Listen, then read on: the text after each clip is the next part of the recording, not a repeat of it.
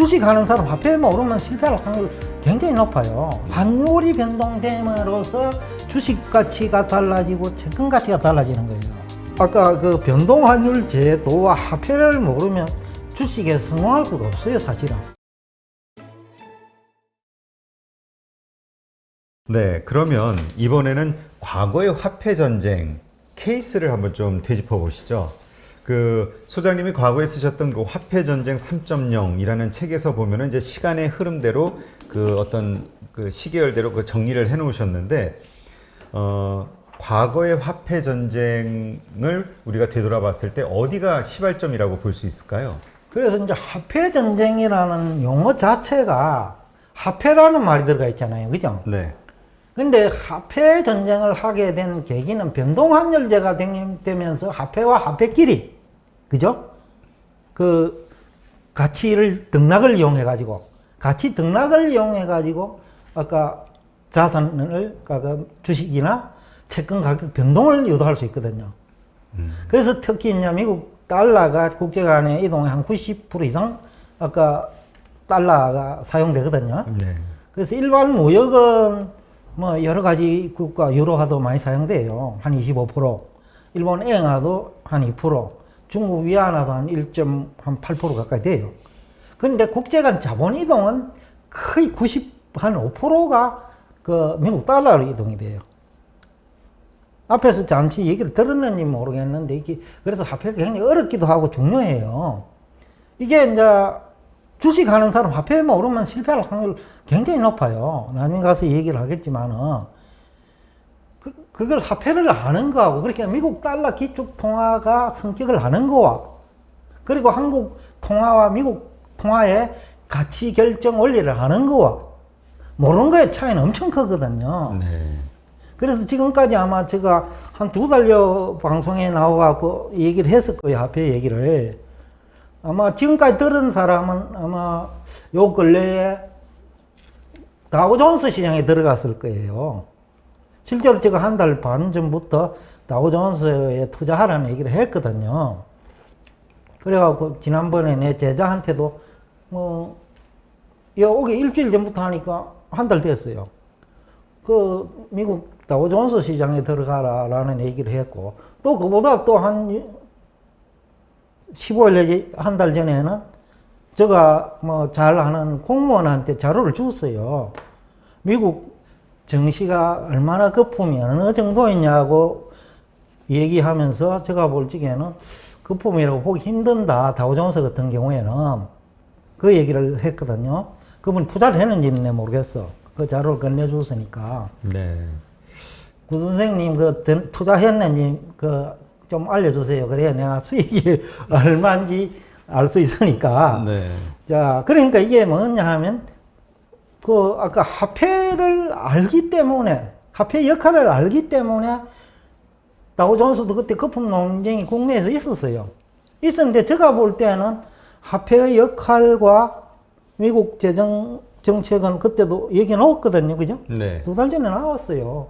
바이든 후보 시절부터 나온 얘기니까. 그러면 또 거의 나왔단 말이죠.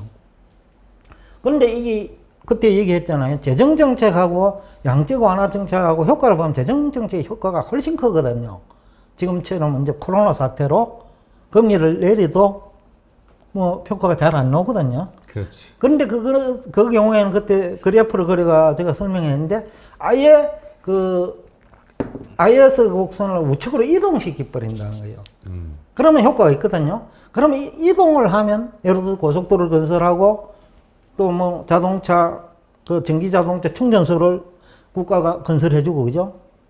그 다음에 뭐 반도체 쪽에 들어가고 이러면 앞으로 이제 생산량이 증가할 텐데 그때 기존의 양적 완화 정책하고 시너지 효과가 생기는 거예요.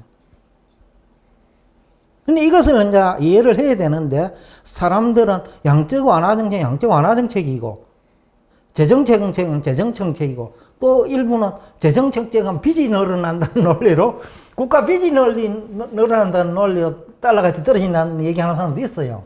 연결로 시켜야 된다는 거죠. 이런 것들이 연결이 되니까 결국은 미국의 체력이 경제 체력이 좋아지기 때문에 그렇죠. 달러 가치는 오히려 높아질 수밖에 그래서 없다. 제가 그 여태까지 그 나스닥 쪽은 많이 올랐거든요. 그런데 다우존스는 2019년 기준으로 10%못 올랐어요. 연말 2020년 연말 하면 10%밖에 안 올랐어요. 근데 나스닥은 많이 올랐거든요. 물론 이제 2020년 3월이가 폭락했을 때 그 기준으로는 많이 올랐지만 19년 기준으로 하면 제가 볼 때 다우존스가 올라간 게 없어요. 그리고 2012년 기준으로 하더라도 그 겨우 한 130% 올랐거든요. 근데 2012년부터 2020년까지 미국 GDP 연간 GDP 나오니까 총 합하면 140조 달러 정도 돼요. 1년에는 이제 15조에서 한 21조 이래 되지만은 그거 한 10년간 돼버리니까 합하면 140조가 나와요.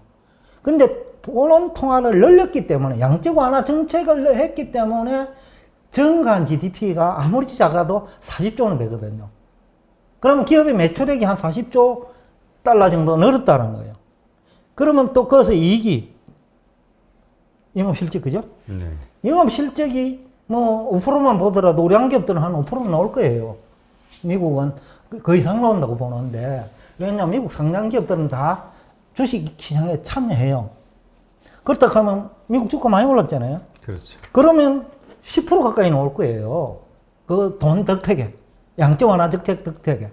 그렇다 하면 미국의 경상수지가 크게 개선되었을 거다. 시간 기업의 수지가. 그렇다 하면 2020년 말 기준으로 다우존스 130% 올란 게 많이 올란 거냐? 그러면 일본하고 비교해보면 일본은 같은 기간에 한 160% 가까이 올랐거든요. 그러면 일본의 니케이 지수 200개, 그죠? 200개 종목하고 다우존스 30개 하고 우리 한기업이 어느 단계에 더 우리 한기업이냐? 그죠? 상식적으로. 네. 그러면 다우존스 쪽이 우리 한기업이죠. 그렇죠. 그거는 실물 쪽에서도 경쟁력이 앞서 있고 200개 기업보다 금융 쪽에서도 경쟁력이 앞서 있다 이거죠. 그렇다 하면 다우존스가 왜 거품이냐? 그리고 재정 정책을 하면 기존의 양적 완화 정책과 시너지 효과를 발생하면 쉽게 지금 거품이라 하더라도 1, 2년 이내에 해소되거든요. 그래서 제가 하락한 거예요. 네. 그 페이퍼에 그 비슷하게 제가 적어놓은 것 같은데 일단 제가 쓰고 있는 책에는 상당히 상식이 나와 있어요. 네. 판단할 때. 네. 그러니까 하여튼 이러한 것들 이렇게 우리가 다시 이제 좀 화폐 전쟁이라는 논점으로 좀 다시 돌아가면 그러니까 결국 이 환차익을 이용해서 어떤 상대 국가를 공격하기도 하고 혹은 헤지펀드들의 어떤 그런 그 차익 거래를 위한 그런 것 때문에 이제 한쪽이 우리 뭐 소위 양털깎기라는 말도 뭐 이렇게 나오기도 하고요. 이런데 이것이 일단 시발점은 미국 달러에 고정된 환율 제도가 변동 환율 제도로 전환되면서 이게 시작이 된 거다. 이렇게 이해를 하면 되는 건가요? 예, 맞습니다. 아까 조금 전에 양털깎기라는 표현은 저는 동의를 안 합니다. 사실은 그 용어를 많이 쓰는데 네. 미국 투자자들 입장에서는요. 그렇게 하지 않을 수가 없는 거예요. 국내 투자자들은 주가가 내리면 어떻게 됩니까? 그거 주식 투자 손실만 보면 돼요. 그런데 미국계 투자자들은 우리 원화 가치가 또 올라가거든요. 그 나라 경제가 망가지면. 네. 아까 화폐 결정 원리에 같이. 그 나라가 경제가 망가지니까 브라질 통화가 저렇게 망가져 버린 거예요. 5.2해알로 1달러다. 예, 화폐의 수량이 늘어서 그런 게 아니라는 거예요. 저기 연으로 보면 10년 동안이니까 연으로 치면 그저 한 5% 증가한 거예요. 그 어떻게 보면 지금 우리가 아는 20개 선진국 G20이라 하는 용어를 쓰잖아요. 그죠? 그 중에서 가장 큰 화폐 수량이 작게나 증가했는데 화폐 가치는 제일 많이 떨어진 거예요. 그러니까 화폐 수량을 가지고 얘기할 성질은 아니다. 라는 얘기를 하고 싶고 그래서 이제 경제가 받쳐주면 화폐 미국처럼 일본처럼 기업이 부가치를 많이 만들어내니까 화폐 가치가 유지되는 거예요. 네. 그래서 그 화폐 수량을 가지고 화폐 가치가 떨어진다는 건 그 경제학자들이 아까 교과석은 암기했다고 표현을 저는 하는데 암기를 한 그대로를 쓰는 거 아니냐 전문가라고 나와가지고 뭐 그런 탓이 가장 크지요. 사실 화폐 수량과 화폐 가치 관계는 역사적으로 보더라도 큰 의미가 없어요. 네.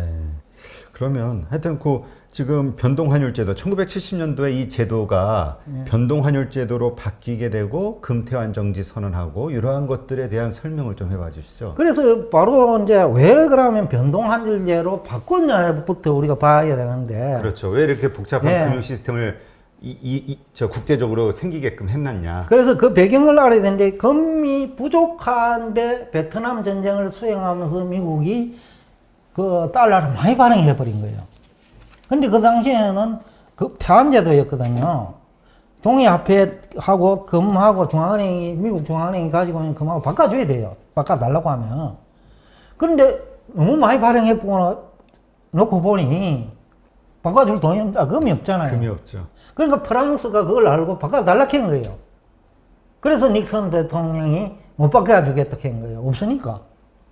그러면 앞에서 얘기했지만 우리 일반인들끼리 아마 칼 들고 쫓아올 거예요. 그죠? 예? 돈 못 주겠다고 아, 하니까. 부자 간에도 난리 난다고 형제 간에도. 그런데 국가 간에도 그죠? 별 친하지도 않은데 무사히 넘어간 거예요. 왜? 대안이 없는 거예요. 미국 달러 외에는. 미국 달러가 그래도 가장 기축통화로서 가치 유지가 쉬운 국가다는 거죠. 국방력, 경제력, 쉽게 하면 학문하는 방법, 부존 자원, 그죠? 그 모든 그 화폐 가치에 영향을 미치는 걸 보니 어느 나라 통화도 미국 달러를 대신할 수 없는 거예요. 그래서 미국 달러를 기축통화로 계속 유지하기로 했고, 그래가지고 우리가 흔히들 말은 많이들 킹스턴 체제라고 자메이카 킹스턴에서 이제 변동환율제로 하자라고 한 것도 미국 달러 기축통화의 안정성을 유지하기 위해서 변동환율제를 채택한 거예요. 그래서 이게 달러 기축통화 질서를 계속해서 유지하기 위한 속된 말 신의 한 수예요, 이게. 이거는 미국의 필요성도 있었지만 뭐 다른 영국과 나라도. 프랑스, 유럽의 예? 강국들 다 이게 이제 필요했던 거예요. 그렇죠. 국제 거래를 위해서는. 예. 기축통화 안정성이 있어야 되니까, 유지돼야 되니까, 미국 그건 주장을 했다 하더라도 영국도 오케이 해야 되고, 프랑스, 독일 다 오케이 하는 거예요, 일본도. 네. 그래서 합의된 거예요. 그렇죠. 안 그러면 전쟁 났죠. 미국이 그때 아무리 세서 또 나머지 연합국 할 수 있잖아요. 그죠?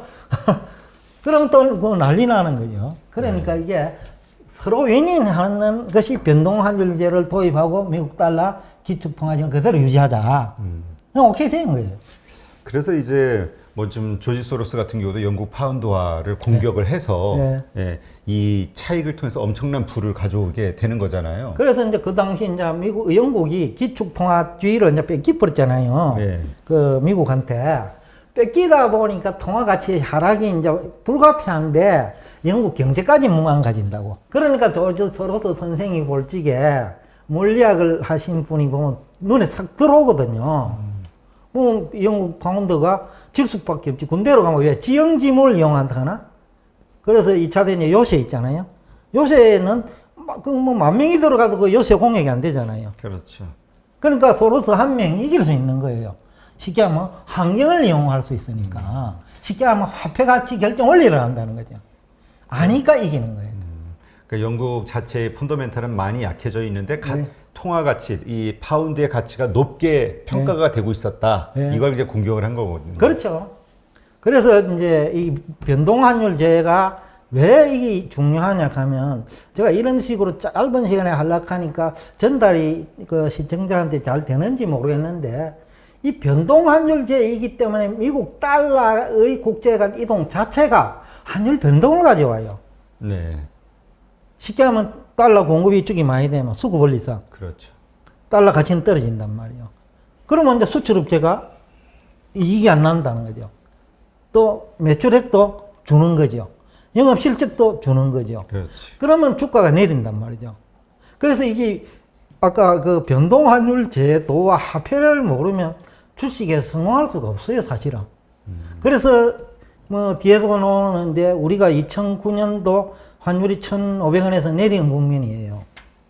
근데 우리 기관 투자자들은 그때 2010년 말까지 한 2년간에 걸쳐 가지고 50조를 팔았거든요. 근데 외국인들은 50조를 산 거야. 근데 주가가 재미있는 것은 1140원에서 1900까지 올라간다고. 네. 그럼 우리는 계속 팔고 올라가는 국면에서 가지고 있어야 되는데. 그죠? 근데 외국인들은 1140원부터 사갖고 계속 가지고 있어요.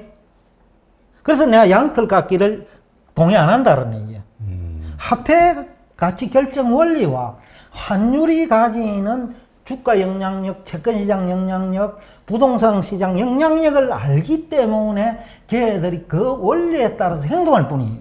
그러니까 단순한 어떤 그 경제 논리, 더 많은 이익을 얻는다, 얻기 위해서 이렇게 한다, 이런 걸로 봐야지 이게 어떤 인위적이 아니다. 인위적으로 뭔가 음모에 의해서 음모는 아니다. 이렇게 돌아갈 수 있는 건 아니다. 그래야 한다고 요새 같이 그 인터넷이 발달할 시대에 그게 어디 먹히겠습니까? 안 먹히지. 금세 다 알아버리지. 그렇죠. 하여튼 이렇게 해서 이제 화폐 전쟁이 그 고정 환율 변동제로, 환율 변동제로, 변동 환율제로 바뀌면서 이제 이런 차익을 이용한 거래가 시작이 되고 활성화되면서 이제 그 화폐 전쟁이라는 엄밀히 말하면 금융 전쟁인 거죠. 예, 그러니까 고정환율 제도는 뭐 금융전쟁이라는 말이 표현이 맞고요. 네. 변동환율 제도가 되면서 보는 환율을 중심으로 이제 움직였다는 거죠. 그럼 환율은 화폐와 화폐의 관계잖아요, 그죠? 네. 그래서 거기서 화폐 전쟁이라는 용어가 나온다는 거예요. 환율이 변동됨으로써 주식 가치가 달라지고 채권 가치가 달라지는 거예요. 그것을 이용하는 거죠. 네. 그러니까 이 화폐를 이제 공부를 해야 주식도 이길 수 있고 채권도 이길 수 있다라는 얘기를 하거든요. 내가 조금 전에 여기 우리 프로듀서 PD님입니까? PD님한테도 비슷한 얘기를 했는데 주식을 제일 잘 아는 사람은 왜 한 전문가지? 그 주식만 하는 사람이 아니라는 거예요. 진짜 그 말씀하시기를 그 화폐에 대한 이해와 환율 결정 원리를 정확히 알아야 이제 주식 투자도 성공한다. 그렇죠. 뭐 이런 얘기 하시는데, 근데 이제 우리가 이러한 것에 대한 이해가 부족했기 때문에 과거에 실패했던 그 사례가 몇 가지 있다, 이렇게 지적을 하시잖아요. 몇 가지 좀 소개를 해주시죠. 그래서 앞에도 얘기했지만 2008년부터 7년부터 좀 설명을 해야 되는데 네. 2007년에 이제 나이가 한 50대 되시는 분은 다 기억할 거예요. 미래에셋하고 삼성증권에서 중국의 그 증시에 투자하는 펀드를 많이 팔았어요. 뭐 1, 2조 가까이 된다고 제가 기억이 나는데, 그런데 그 이후에 어떻게 해서 2008년 말에 완전히 망가졌거든요. 그때 2007년 말 상해 지수가 한 5,000대였거든요. 그런데 2009년 초 이 무렵에 상해 지수가 1,600, 700까지 내려와요. 거의 70% 까먹었죠. 그래서 그 무렵에 제가 방송을 했는지 모르겠는데 뭐 어느 정도 활동을 할 때예요. 그래서 저를 아는 사람은 많이 알 건데 저는 그 무렵에 애행하 해금을 하라 했거든요. 애행하 해금. 대출이 아니고. 그런데 주식을 했는데 그거 다 어떻게 보면 망가져 버렸잖아요. 5천에 샀는데 1,600까지 내려갔으니까 1년 만에. 그러니까 뭐냐면 화폐를 모르고 환율을 모르다 보니 그런 일이 발생한 거다라고 저는 보거든요. 그럼 그렇게 떨어지게 된 이유는 뭔가요? 결국은 이제 미국발 금융위기의 시작은 2007년 4월이에요. 네. 4월에 모기지 시장에 서브프라임이라고 생긴 거예요. 네. 그러면서 모기지 금리가 급등한다고요. 그러니까 모기지 금리가 급등하니 모기지 상품에 기초한 파생 상품 가격도 폭락할 거예요. 그렇죠. 그러니까 그런 배경을 그때 뭐 이미 나온 거니까 2007년 4월에 그렇다면 세계 금융시장에 아니면 금리시장에 충격이 올 수 있다 하는 예고지요. 그리고 외환시장에 문제가 발생할 수 있다는 경고지요. 그 다음에 금융시장이 망가지지만 실물 경제가 망가지거든요. 네. 그러면 중국 들어가면 안 되는 거예요. 또 국내도 좀 쉬었다 가는 게 맞는 거예요. 그러면 2007년에 그런 실수를 했고, 근데 외국인은 500억 달러 정도 팔았잖아요. 그때 돈으로는 환율이 높아서니까 한 70조 가까이 될 거예요. 그죠? 60, 70조 팔았는데, 그때 우리 보는 통화량도 그보다 작았거든요. 네. 예? 그러니까 본원 토랑을 다 걷어가 버린 거예요. 거의. 예? 다 걷어가다시피 하니 그러니까 경제가 망가져 버리잖아. 예? 경제가 망가져 버리니 지금 뭐 아수라장 될 거 아니에요. 금융시장도. 그러니까 뭐냐면 화폐가 어떤 역할을 하는지 환율이 어떤 역할을 하는지 외국인 투자자란 이런 환경에서 어떤 행동을 할 수밖에 없는 건지 여기에 대한 이해가 없었던 거죠. 네. 제가 그때부터 하지 말라 했거든요. 2009년도에도 뭐 이런 비슷한 일이 있었다고요? 그러니까 2009년도는 거꾸로지요. 그럼 우리가 환율이 이제 1,500까지 갔었잖아요. 네. 그러면 이제 그러다 보니 이제 수출 잘 될 거예요. 그 이후에는 거의 700, 아 900원 수출업체들의 수익이 확 그렇지. 늘어나니까. 950원 하던 것이 1,500원이니까 한 50% 뛰었잖아요. 그러면 가만히 앉아서 수출하면 50% 남는 거야. 그죠? 네. 그러면 매출액도 50% 남는 거야. 수입이 없다고 하면. 그렇죠. 그러면 행자하는 거예요. 그러면 그 삼성전자 무역 수지도 그러면 거기서 재미나는 게 하나 있어요. 환율이 그래 많이 올라서 한 5% 깎아주면 할인해주면 수량도 많이 팔릴 거 아닙니까? 그렇죠. 그래서 그 해에 제가 그 연초에 2009년 무역 수지 흑자는 400억 달러 정도 되겠다 했는데 실제 400억 달러 가게 왔어요. 예? 그렇게 경제가 좋을 때는 주식을 계속 들고 있어야 되는데, 예. 가지고 있어야 되는데, 근데 팔았단 말이에요. 국내 기관 투자자들은 전부 팔고. 그 두 가지 생각을 해볼 수 있어요. 환율이 만약에 그 아까 달러 가치가 폭락한다 이 얘기를 했기 때문에 달러 가치가 폭락한다는 거는 수출업체 죽는다는 얘기야. 네. 그러면 가지고 있는 삼성전자 주식 다 팔아야 돼, 그죠? 네. 그런 생각을 했을 수가 하나 있어요. 또 하나는 금리가 이해가 잘 못 됐을 수 있어요. 그것도 한편의 얘기야. 결국 금리가 이제 많이 뛰었단 말이죠. 환율이 뛰면서. 금리가 뛰니까 어떤 생각을 하니까 주식을 왜 해? 금리 하지. 예? 그런 생각을 또 했을 수도 있어요. 뭐 구체적인 건 내가 모르겠는데 네네. 일단 생각해 볼 수 있는 쉽게 하면 악수를 둔 두 가지가 그러면 수출만 잘 되면 다 해결되는 거를 네. 그죠? 다 해결되는 거를 오히려 순간에 눈에 보이는 악재만 믿고 다 파란 거야. 그래서 아까 화폐를 몰랐다는 거지. 화폐가 어떤 역할을 하는 것인지, 네. 환율이 어떤 역할을 하는 것인지, 그죠? 네. 그것만 알았더라면 빚을 내서라도 사모아야죠. 그렇죠. 그래서 이제 외국인들은 전부 싸게 헐값에 사기 시작했고 우리는 헐값에 팔기 시작한 게 된 거죠. 아, 그런 기억이 하나 나네. 네. 한국투자증권이라고 기억이 나는데 그 무렵에 모두 다 주가 내려간다 하니까 갑자기 알지도 못하는 사람이 전화가 왔어. 내보고 강의 좀 해달래요. 주식시장. 저 혼자만 올라간다니까. 예? 한국 투자하신 어디요? 투자증권. 아 거기 근무하실 때. 어디가 아니요. 막, 그쪽에서 밖에 나와가지고 그냥 활동하고 있는 시기인데 제가 많은 사람한테 강의는 다녔으니까요. 네. 강의를 다니면서 주가가 올라갈 수밖에 없는 환경이라고 하니까 그런 사람을 찾기 힘든 거야. 근데 증권회사 입장에서는 필요하죠. 필요하잖아. 투자를 자꾸 하게끔 해야 되니까. 그렇죠. 돈벌이를 하는데 이용 가치가 있대 이 말이죠. 그렇죠. 그러니까 제가 강의를 했는데 신입 사원들을 하고 뽑아놓고 강의를 해달라는 거예요. 그리고 내가 올라간다, 많이 올라갈 거다. 직종 고점까지 갈 거다 이게. 그럼 한 2천 될 거예요, 그죠? 그럼 올라갔잖아요. 그것도 1년 반인가 만에. 네. 그게 뭐냐면 화폐를 알고 금리를 알고 환율을 이해하니까 쉽게 그러니까 99% 주식 전문가가 노라고 할 때 한 네. 사람 찬성으로 쉽게 오케이를 할 수 있는 거예요. 그래서 화폐가 그렇게 중요하다는 거예요.